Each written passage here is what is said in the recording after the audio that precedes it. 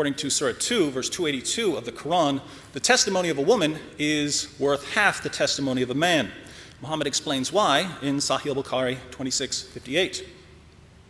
The Prophet said, "Isn't the witness of a woman equal to half of that of a man?" The women said, "Yes." He said, "This is because of the deficiency of her mind."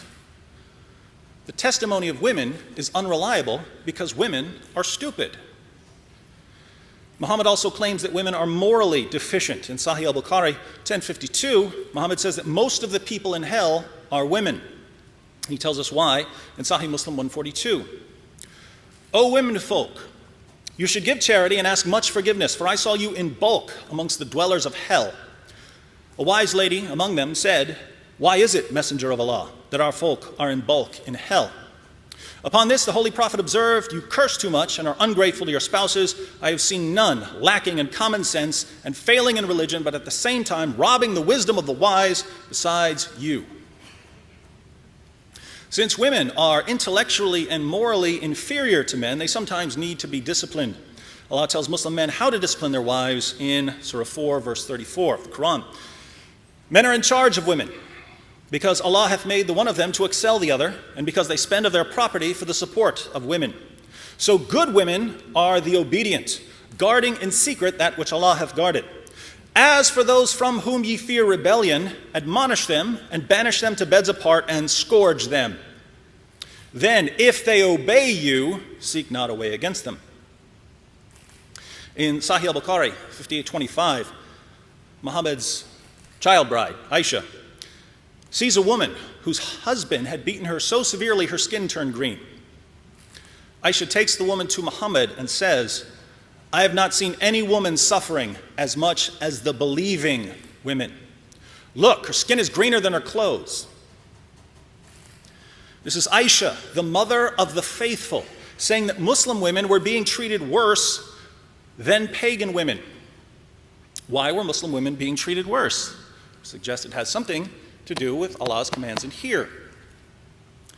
And if you are expecting Muhammad to punish the man for beating his wife until her skin turned green, you don't understand Islam.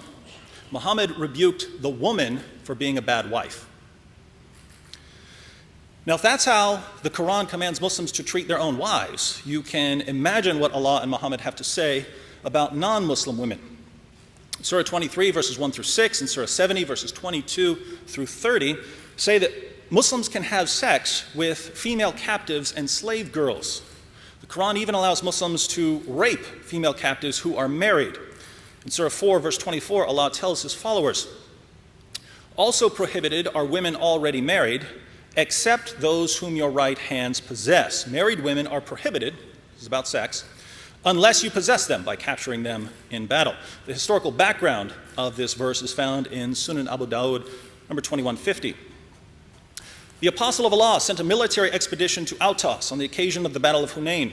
They met their enemy and fought with them. They defeated them and took them captives. Some of the companions of the Apostle of Allah were reluctant to have intercourse with the female captives in the presence of their husbands who were unbelievers. So Allah, the Exalted, sent down the Quranic verse, "And all married women are forbidden unto you, save those captives whom your right hands possess." That is to say, they are lawful for them when they complete their waiting period. Think about this. Muslims come up to Muhammad and say, "We know we're allowed to have sex with our captives, but these women have husbands. Isn't that adultery, Muhammad?" The answer is yes, but it's okay with Allah. So according to Islam, women are stupid and immoral, and you can beat them and rape them, even if they're married, and regardless of how young they are. This is the Islam you don't hear about on PBS or the BBC.